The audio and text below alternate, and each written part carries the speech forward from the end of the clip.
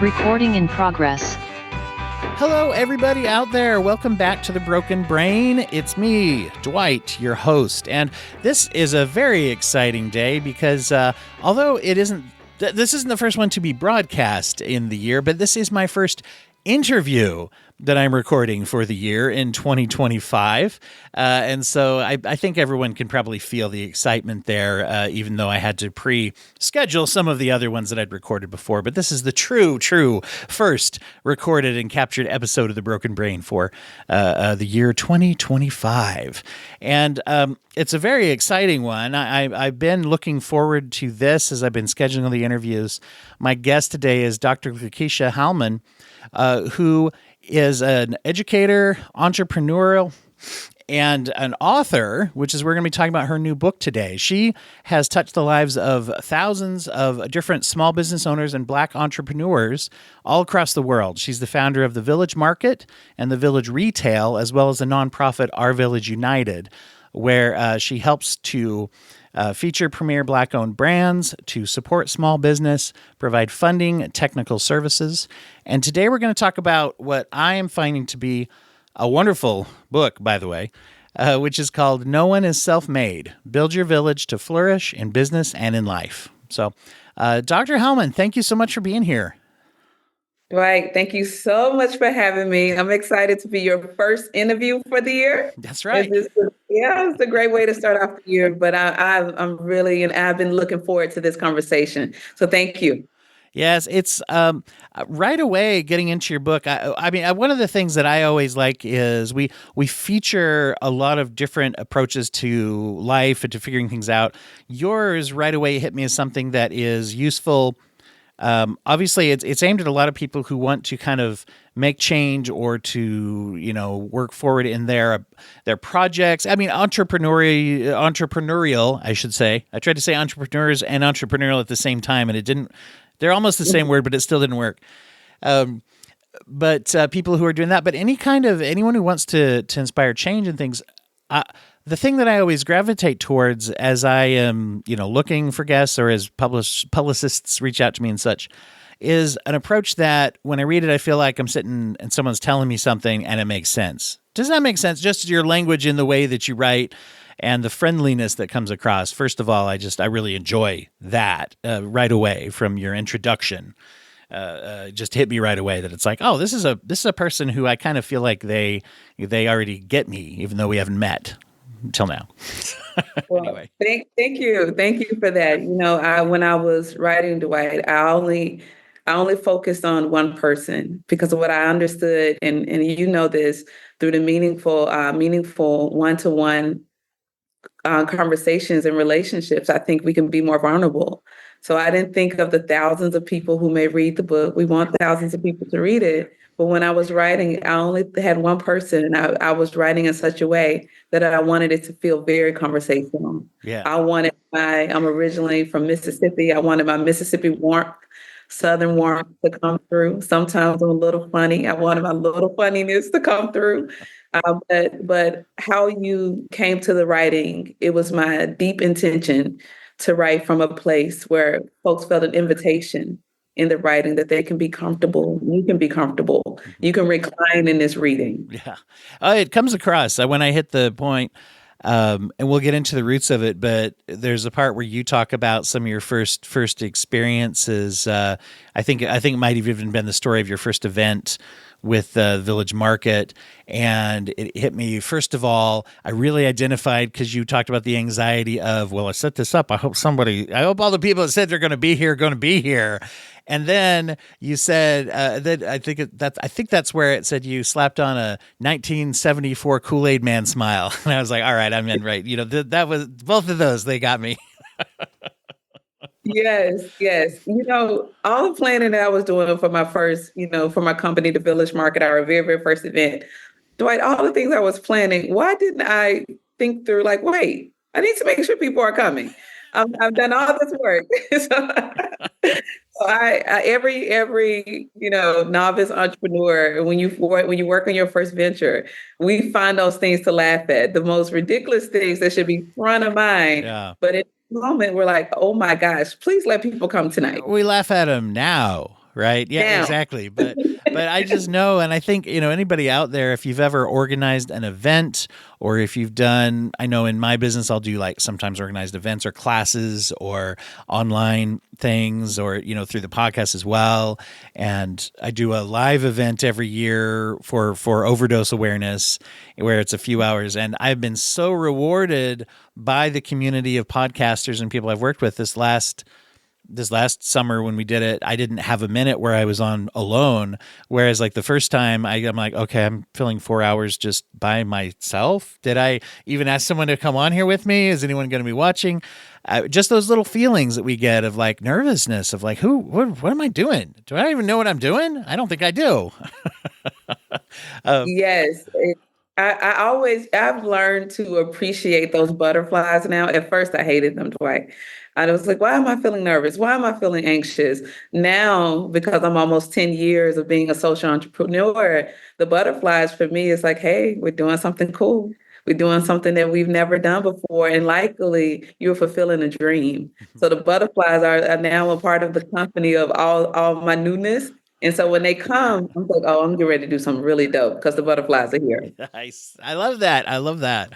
Could you break that down for people a little bit about when you say a social entrepreneur, and maybe also, tell us a little bit how you got to that point of going into that and what that means. Yeah, absolutely. The cool world of entrepreneurship, there's many titles of how we can come to the work. And before I was ever an entrepreneur, business owner, all these, cool titles I have now, I was a classroom teacher and I loved it. I absolutely love being in a relationship with my students and seeing the light bulb come on for them. But even in the classroom, what I felt was a deep connection of humanity. I got to be a part of these young people's journey. And as I started to think through, it was not even a think through, it was a calling for me to launch the Village Market. I didn't want to lose the feeling that I had with teaching. I didn't want to lose the purpose of feeling like every day I'm waking up and doing something purposeful.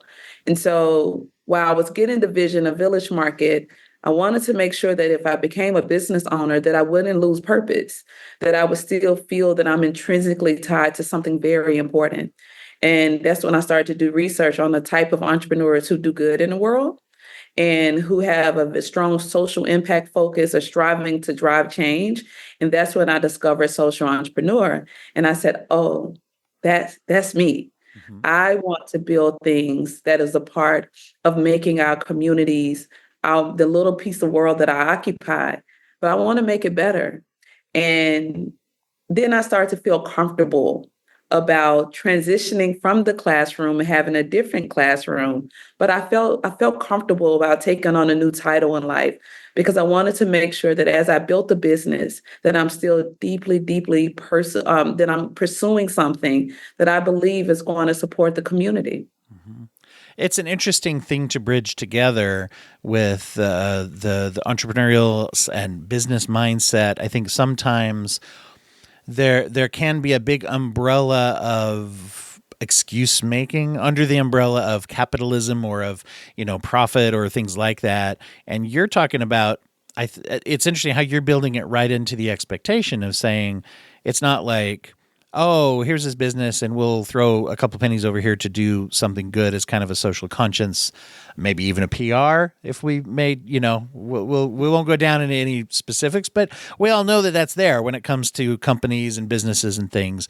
Is that an afterthought? You're talking about that as part of the identity that you Absolutely. bring to it, right? Absolutely. My companies show up in the world that they're created to do good, to enact change. And for us to continue to do good, we have to be profitable. But in that profitability of the companies, my goal and my vision and what I've been able to do is help other entrepreneurs, primarily Black entrepreneurs, build profitable enterprises. Mm-hmm. But Dwight, what's so intriguing about the work and this purpose path that I'm on, I am telling these entrepreneurs that you must divorce individualism, that this grind culture is unhealthy, that you're trying to trample on the next entrepreneur to get to the top of whatever perceived ladder of success, that all of those things are toxic and unhealthy, and that is not why we're here. That is not why you're on this path to build a business. And if you're building a business, then you should also have a social impact focus. So what happens when you become successful? What happens when you begin to make your first, second, and third hires? Are you going to have the same type of culture that leads to burnout? Are you going to have a culture where the people that's on your team are only seen as employees, that is just deeply transactional? If that is the type of entrepreneur, if that's the type of business that you want, then I'm not the type of leader to work with you. I want to work with business owners that see business as an opportunity to drive change, to change culture. And I write about these things in the book. No one is self-made. Mm-hmm. I'm taking a different approach because I was created to be different. A different approach to entrepreneurship and how we show up in community and how we show up in the world. Mm-hmm. Yes. That when I even just saw the title of your book, it got me, and luckily it's backed up by the content too. It's not just the name. But when I say that nobody is self-made, it's something that I see on an individual level when I work with people. A lot of times we have this concept, and it's a barrier to reaching out for help and to focusing on the communication, the relationships, the community building, because we have a concept of, I should be able to do it, whatever it is. It's like we somehow have interpreted that self-reliance means self, just like the self, and you attack that right on, talking about how that's actually a myth, that we see that story told over and over and over in culture, right? Through film, writing, and there's the self-made, the genius or the person on that grind and who pushes it and just does it all by themselves. Absolutely. I had to tackle it head on because I think it's one of our Achilles heel, right? I talk about in the book that being able to ask for help and having a team and acknowledging that iron truly sharpens iron is a superpower. That we become more powerful when we identify all the pieces that made us be who we are, all the pieces that contributed to whatever success that we have, and to know that we wouldn't be successful without all these active players in our lives. Mm-hmm. But I understand, and I also talk about in the book, that we're not saying that you are less self-determined. You need self-determination. But self-determination also requires the determination to be able to be in relationship with other people, to see other gifted people and say, hey, how about you and I put all our gifts together and build something even more meaningful, scale something even greater. But I tackled the topic head on because I know in the business world, if you reach a level of success, the first thing that you're called is the self-made woman or the self-made man.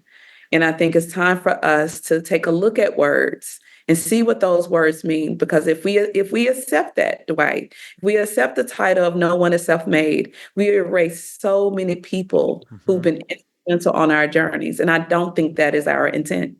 It's interesting. And in fact, it's great where you're going with that. Do you mind if I actually I copied down something from this chapter you're talking about, if you don't mind if I can read it. So you say here in the book, when we center a single achiever, we are choosing to erase the people who played a pivotal part in that person's success. Those people who were so integral to the key figure's success become hidden figures, cropped out of the photograph.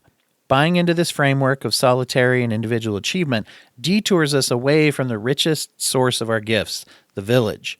When we rip apart these myths, we're exposed to community, to the real truth of what it takes to build impactfully and meaningfully. That just stood out so strong to me as you're saying, and it hit me that also, not only does it leave out, in my mind, kind of one of the best parts of the story, right, is this teamwork approach. And so there's all these other people here, but you also talk about how it limits the individual, even the achiever, and it limits the idea everybody has of how, not only how do we make things work, but, well, if I did it, then I got to keep doing it, or it limits the achievement of the person, as well as ignoring those that supported them. Absolutely. And I don't think it is our ambition to limit ourselves. And I think, when you're an entrepreneur, you're building anything, or you're a change agent and want to drive change, we know that the best change has come through collaboration. It has come when we've sat at a table and gotten the best out of the idea. Then we sat at the table and we start to delegate and say, Key, you're good at this. Dwight, you're good at that. Take it and run with it. But for me, and especially while I had to tackle this in chapter 1 of the book, and to talk about when you erase the people, you erase the roots of the story. You erase the goodness of wanting. This book is a blueprint. To be successful, then it requires an active participants of a number of people. And it also shows your ability to be able to be in relationship with other folks. That is powerful to me. Yeah. And I know that you and I probably are kindred spirits in understanding how burnout has taken the best from some of the greats, and probably has taken the best from from us in certain times in our lives when we've done too much, and we should have asked people to come in and support us. When we tackle no one is self-made, and we give people comfort to know that when you stand on the stage, you know that you stand with so many other people, that reduces burnout. It reduces your anxiety to have to keep overperforming. And it tells the world that no, none of these things are true. The truest of our talent and our ability is that I'm locked arm in arm with other people who are helping me even stand up on this stage now. Yeah. Yes. And we idolize some of these traits that lead to burnout. And I was reading about how, the up and coming generation, never before have we had so many people who believe that every interest they have has to become commoditized, and trying to say, oh, I like this, I should start a YouTube channel about it, instead of I should just enjoy this, or whatever it is. And to say everything is now, even some of the terminology where we take and say, what we used to say, oh, I have part-time job, or starting a business, we say a side hustle. It's just it's an assumption everybody must have several. And then you pair that with some of the desperation or the fear motivated by economic concerns, inflation and things. And all of a sudden, everything we do is being weighed on this like productivity scale that becomes counterproductive because it burns people out. That's my little soapbox thing that I'm getting on, but oh, you are spot on. And I think we're being driven with no end in sight.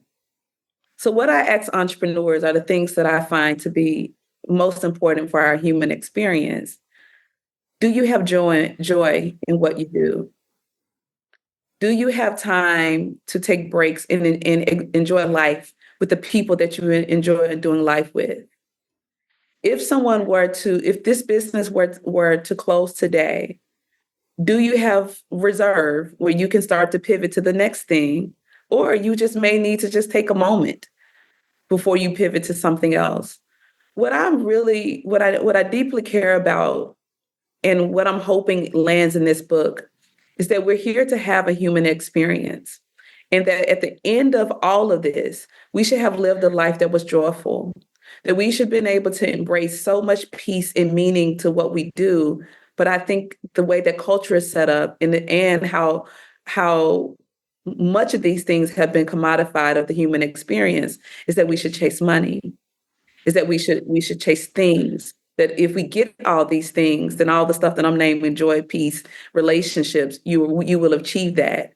But I've met with many entrepreneurs who receive the money, Dwight, that they have all the things and they're completely unhappy and detached from any sense of who they are or why they are here. I'm hoping in this book that this takes a different framing of entrepreneurship, that we should experience a life of joy and have a life of meaning. And when we make money, we're better stewards of what to do with the money that we've made. Yeah.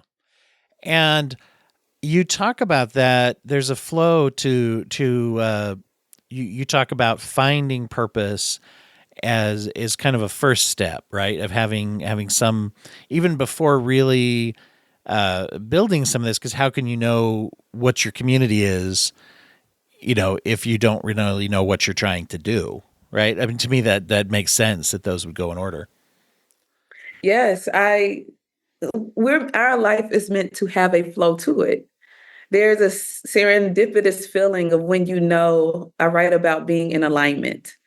And to me, alignment is when something happens and you say, now this, how, I don't know how it came to me, but this feels amazing. Mm-hmm. And I'm meeting the people, I nailed the meeting, or this is something that is adding so much meaning and purpose to my life. To me, that alignment is a sense of a yes from the universe. But we have to be obedient to our assignments in life.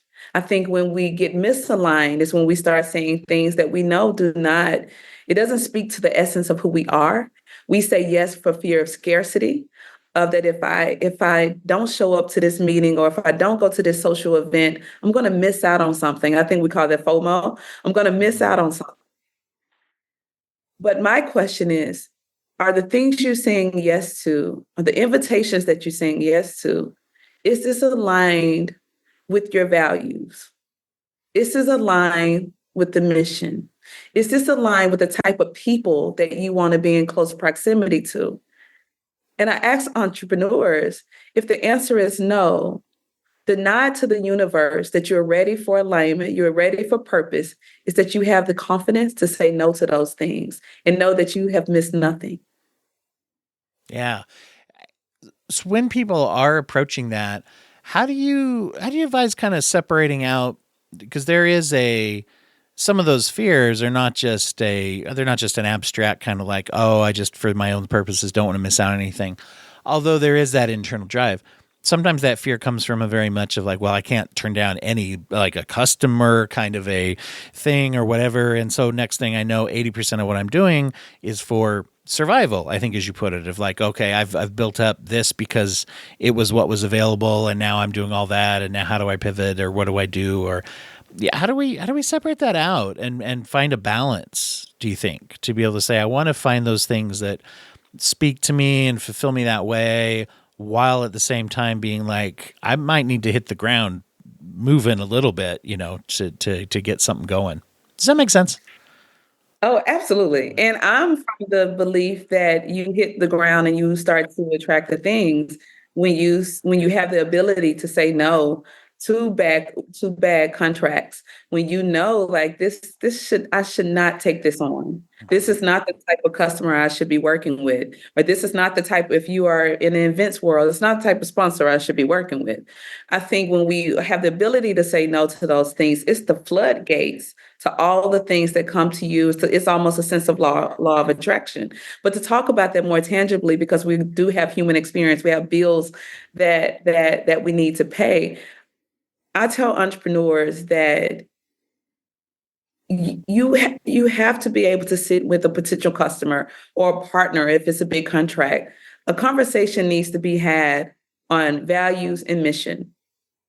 Because if you take on work or you take on an acquisition that is completely misaligned with your value system, who you are, if you survive that, would change who you are to your core. And it may push you to feel like a failure. It may push you to close your business. And what you thought was going to happen was a floodgate of all these opportunities actually wasn't. In the book, I write about managing the hard stuff. I talk about when I said yes to a business deal that I had no business saying yes to. And I went through all the things happen when we are out when we're misaligned. I was stressed. My confidence was depleted. Um, it almost fractured my business in such a way, in a marketing sense, that it would likely, if I didn't recover fast, it would have hurt me from getting other contracts. Mm-hmm. And the only thing that I had to do was, when I was in that experience, when I knew that I shouldn't take that contract, was to say no. But I said yes. And I had to deal with months and months and months of the fallout of that yes, because I was afraid. I was afraid that if I didn't take this opportunity, it will somewhat stunt my growth because it was so glowy, it was so shiny. It was the it thing to do. I had arrived on my entrepreneur journey, but everything in me knew to say no to that contract. Mm-hmm. Yeah. It's a hard thing to be looking at because like you're saying, there's a self-doubt of like, am I going to be able to, if I say no to something, will I be able to find anything else to say yes to? and I do think that sometimes we do have and I like the concept. People will say this out there of saying, just say yes to things, right? Say yes to what comes along, say yes to opportunity.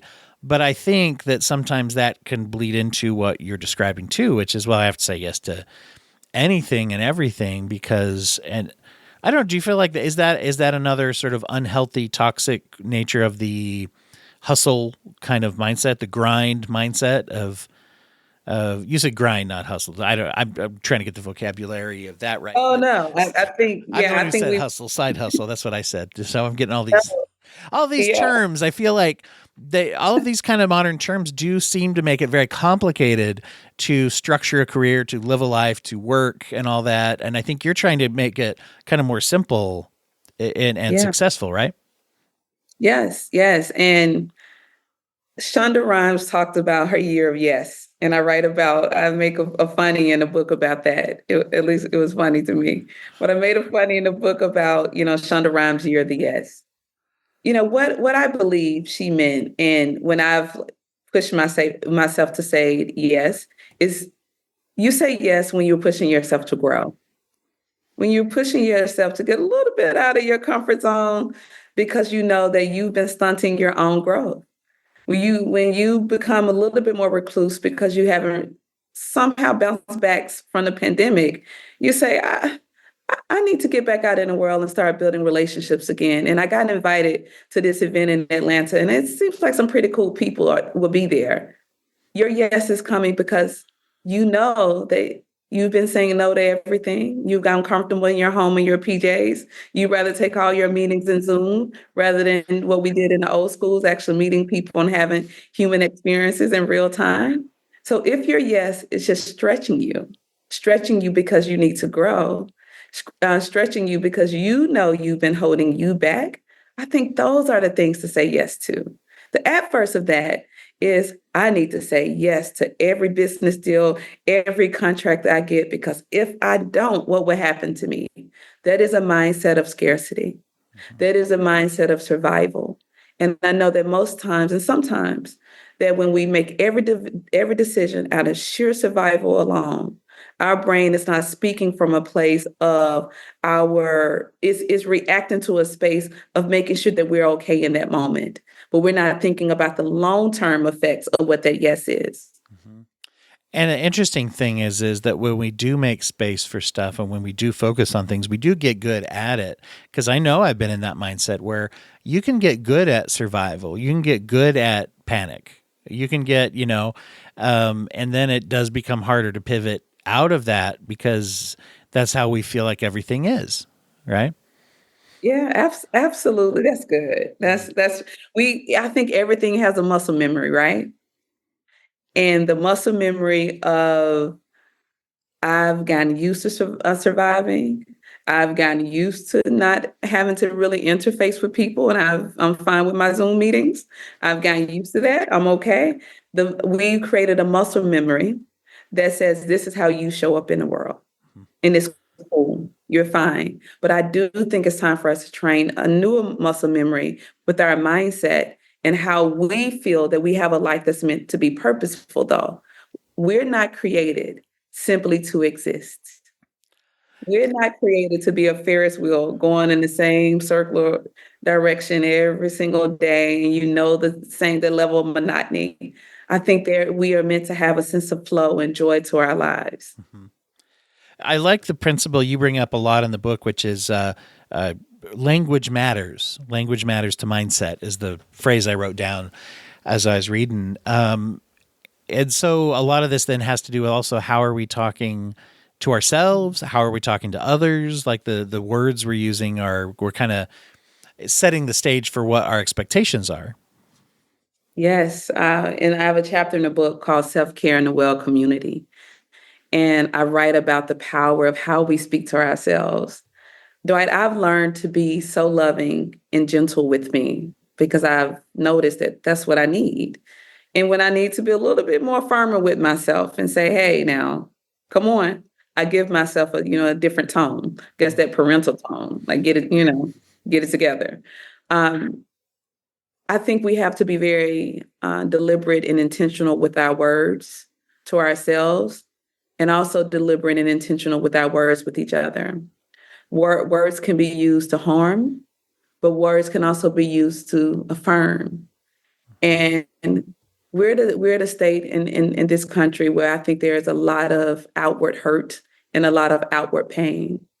Imagine if we just all consciously chose to use our words to lift each other up, to be kind every day. And even if we have to redirect someone, we do so with a level of dignity and respect. I believe that our culture, humanity, especially in America when we need it most, I think we'll see the heartbeat start beating in our as one body in this country in a way that love would be so pervasive, and we need it. I like the essence of what you're saying to me is being purposeful, because like you say, Yeah, if I have to be a little firm with myself, I'll choose to be firm.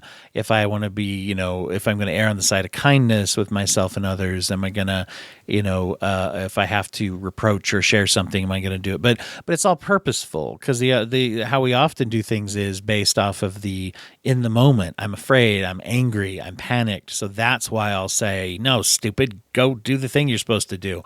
Instead of being like, I haven't been doing that thing that I'm supposed to do, and I keep putting it off. Why am I doing that? And what can I do to get myself to do it? Do I need to knuckle down, or do I need to change the way I'm doing it? And all of that more purposeful, healthy talk, instead of just, I didn't do it because I'm an idiot. That we might just sort of gut level say to ourselves, because of maybe how absolutely. we're trained by our experiences, right?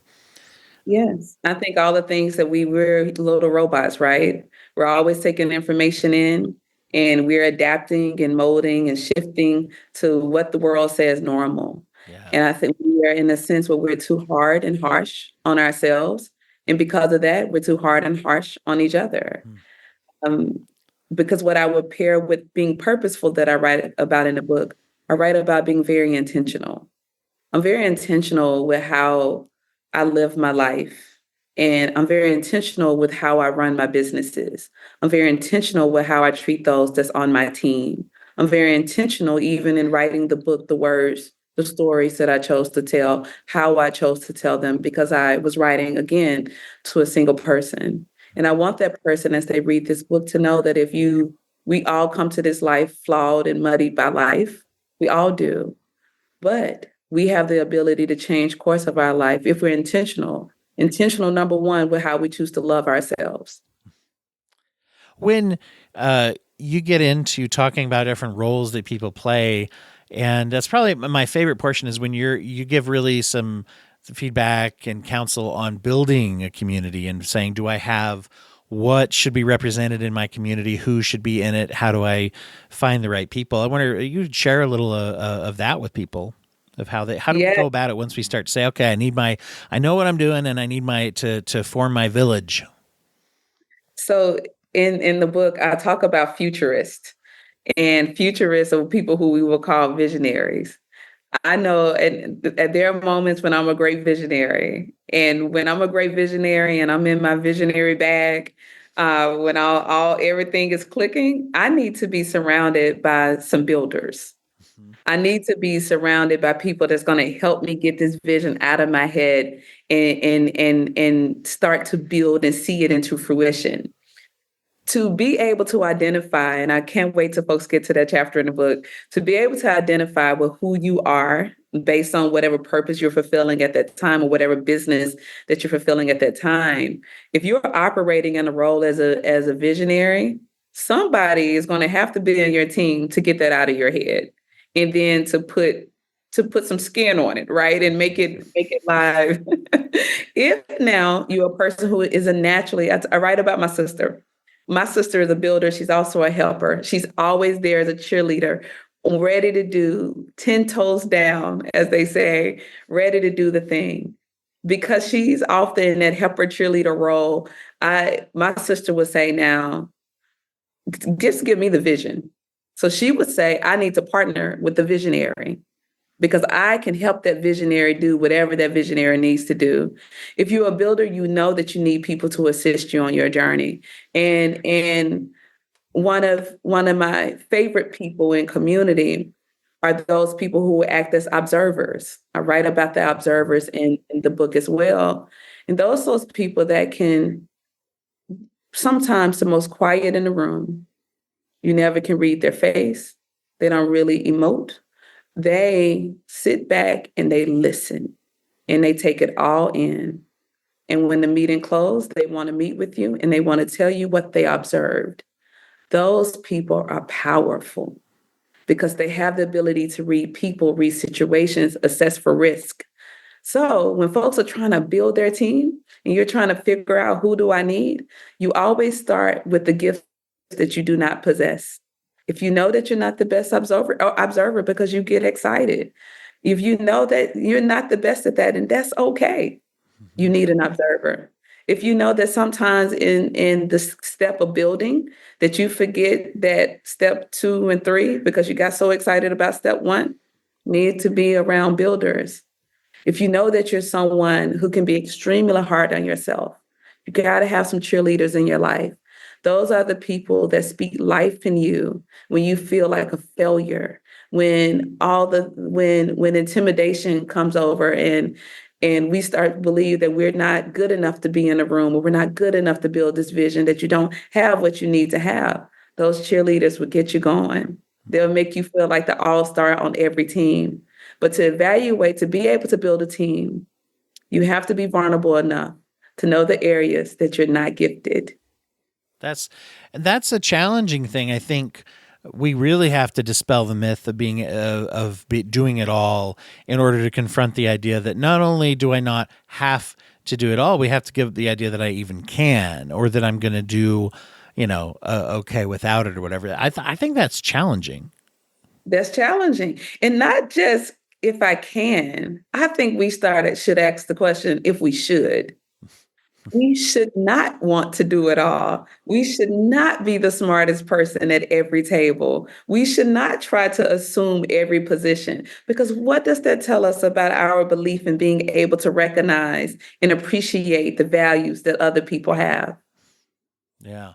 Yeah, it's interesting. One of my favorite, I had read this in something about managing people and leadership or whatever. One of my favorite little principles is one that at the time they called it positive deviancy. And the idea was that if you were managing or working with groups of people, rather than think that you have to be clever, you should assume that somebody has already figured out something that's going to help with the problem you're trying to solve, and that your job is to find it and then help to adapt it, not to invent it. And this is the problem I think we see in leadership a lot of people say, oh, I got to come up with a thing, and then I'll roll in with the idea that I had while I was eating cornflakes in the morning and say, everybody's got to wear purple hats now because I think that'll make a difference. And I got this whole thing about purple hats, and everyone's like, great, now I got to put on purple hats and do the job that I was already trying to do with this distraction of the purple hats, instead of looking around and saying like, hey, Janie over there, she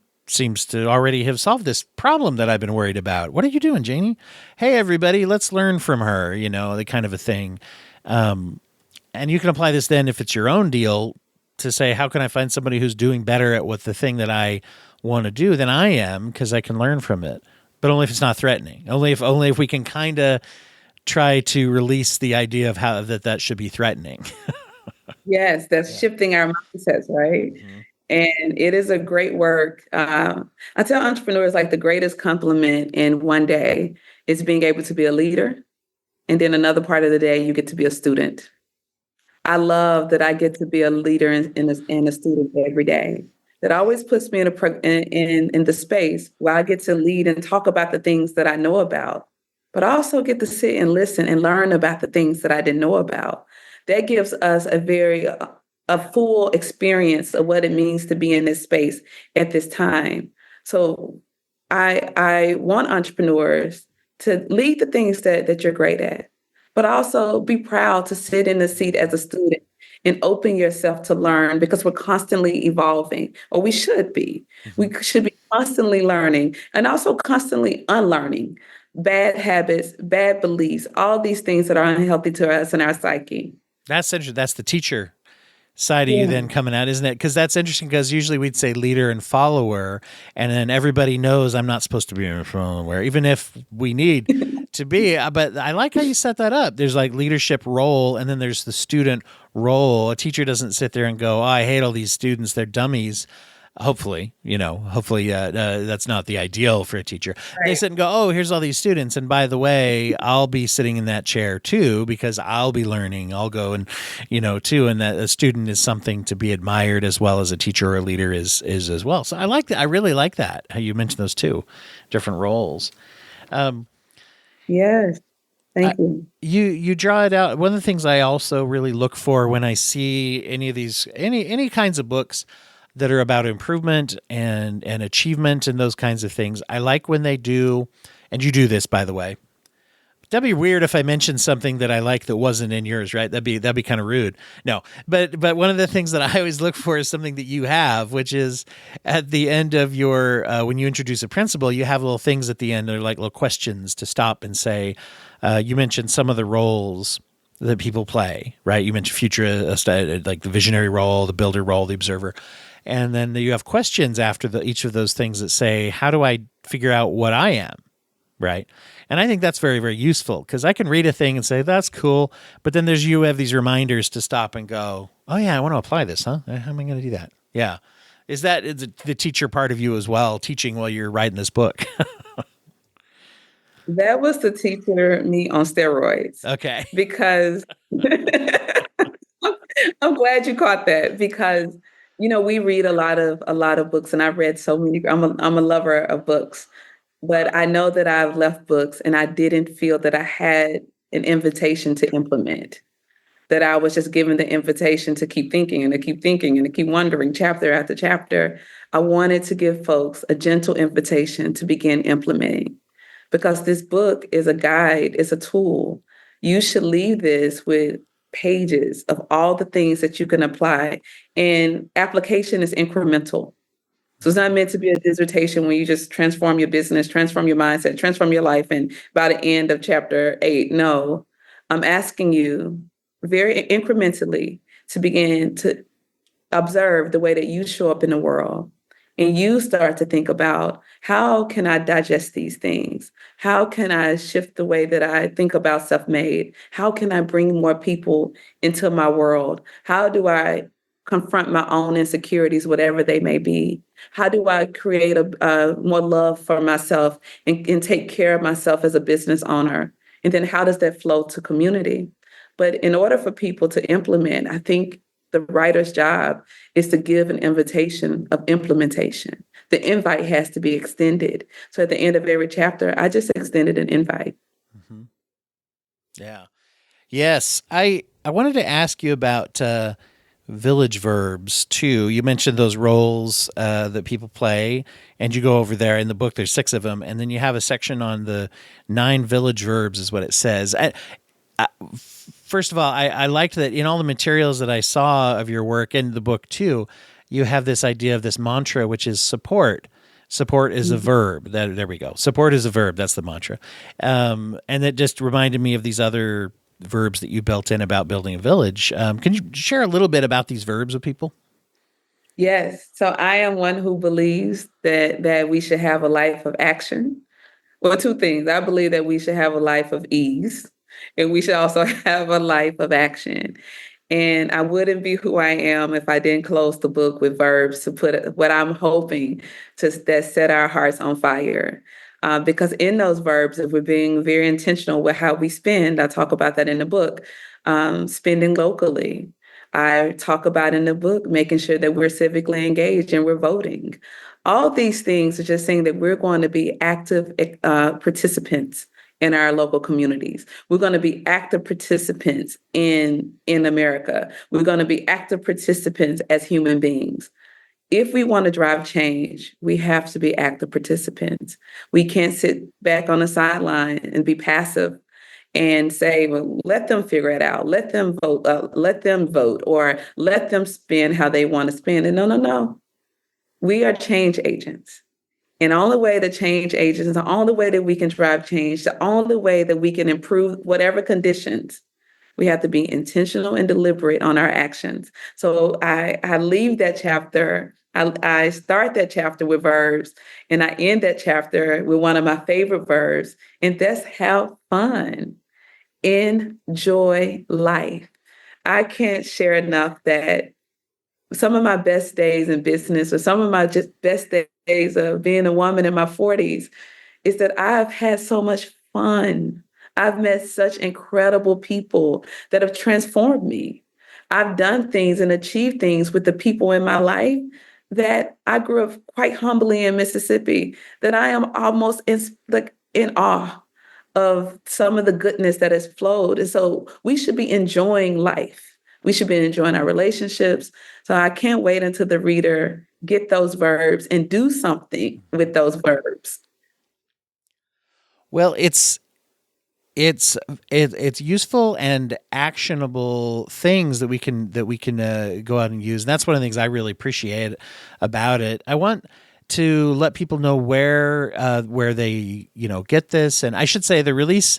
This book's coming out on the 4th, which, if everything's lined up correctly, should be that when you're hearing this, this should be this interview should be airing on the 4th. So go out there and get this. The book is No One is Self-Made: Build Your Village to Flourish in Business and in Life by Dr. Lakeysha Hallmon.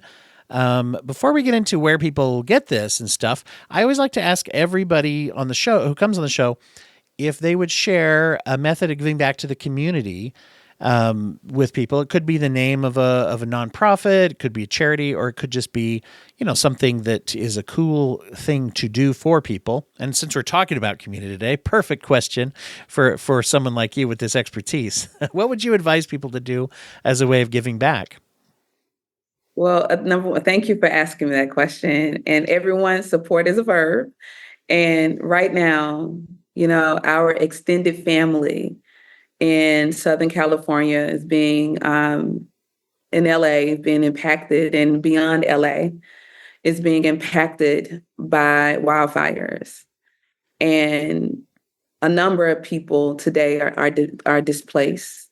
They're in grief. They're in loss. They're striving to just, I can't imagine. So if I would love, dear listeners, if you can find one family that you can support, give to a GoFundMe. If you want to donate clothing, whatever pulls at your heart. If you just choose one family, and a number of us do that together, we will be able to give a blanket of love to our extended family, because this is just unimaginable what they're experiencing, and it breaks my heart. Mm-hmm. Yes. Well said. Thank you. Thank you for sharing that. Tell everybody, where do they go to what's the best focal point to find your book, to follow your work? Where do you want us to go? Yes, everyone. Go to nooneisselfmade.com, no www, just nooneisselfmade.com, and you can purchase the book. You can choose wherever you purchase the book. I always encourage folks to buy local if you can. So if you have a local bookstore in your community, go give them some love, okay? But you can buy the book from nooneisselfmade.com. And if you want to keep up with me and my life, is Dr. Key Hallmon, DrKeyHallmon on all platforms. And I look forward to connecting. And Dwight, I want to tell you before we close, thank you for supporting me in my first book. I've thoroughly enjoyed this conversation. And just thank you human that you are. Thank you so much. I've been so grateful to have you on. And I love the way that your whole approach is about that local community engagement. It makes me, I mean, just even reading your book and having this conversation has made me go, okay, look, I'm a small business owner in my community. How could I be doing this a little more plugged in to what I'm doing and stuff? So it's very inspiring to me as well. I appreciate you writing it and sharing it with us. And I'll encourage everybody out there to go and find it. Let me have let me hit real quick on our charity of focus for now that we're getting into February. I just want to remind everybody we're focused on the D Coffee Foundation. Dr. Delise Coffee is a sports psychologist and athlete as well, and has this nonprofit set up to help young people with athletics and education and scholarships. And you can go to dcoffeefoundation.org. That's coffee, Coffey. So the D Coffee Foundation for Delise Coffee is a wonderful nonprofit that she set up. She's been on the show before too, and is a great person in addition to a great charity. So I'll just mention that as well for everybody. Dr. Hallmon, you're awesome. Thank you again. Thank you.